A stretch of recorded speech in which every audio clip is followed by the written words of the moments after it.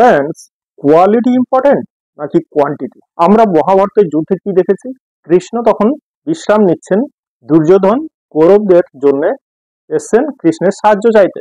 কৃষ্ণ ঘুমোচ্ছেন দেখে তার মাথার কাছে বসেন দুর্যোধন। আর সেই সময় অর্জুনও আসেন পাণ্ডবদের হয়ে সাহায্য চাইতে কৃষ্ণের কাছে। উনি দেখলেন কৃষ্ণ ঘুমোচ্ছে, কৃষ্ণর পায়ের কাছে বসলেন। কৃষ্ণ ঘুম থেকে উঠে যখন সাহায্যের জন্য অফার করলেন, আমরা কি দেখলাম? অর্জুন চাইলেন শুধুমাত্র কৃষ্ণের সাহায্য বা কৃষ্ণকে, আর ওইদিকে দুর্যোধন কি চাইলেন? কৃষ্ণের বিশাল নারায়ণী সেনার দল। তার মানে দেখুন, একদিকে স্মার্ট অর্জুন কোয়ালিটির দিকে ঝুঁকছেন, আর অন্যদিকে দুর্যোধন ঝুঁকছেন কোয়ান্টিটির দিকে। লাভ কার হয়েছিল? আমরা সবাই জানি মহাভারতের যুদ্ধের ফলাফল, কোয়ালিটি জিতেছিল কোয়ান্টিটির থেকে। এরপর আমি একটা গল্প বলবো যেখানে কোয়ান্টিটি উইন্স ওভার কোয়ালিটি। দুই বন্ধু রমেশ আর বিবেক, দুজনেই আর্ট কলেজ থেকে পাশ করে বেরিয়েছে।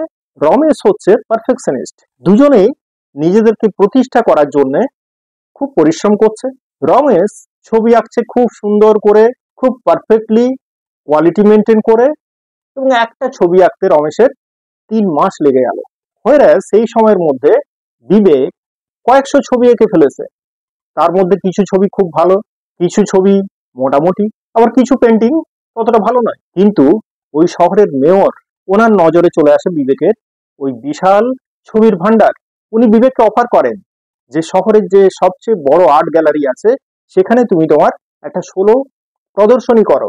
বিবেকের তো ভাগ্য খুলে যায়, কিন্তু পারফেকশনিস্ট রমেশ তখনও ব্যস্ত ওই একটা ছবি নিয়ে।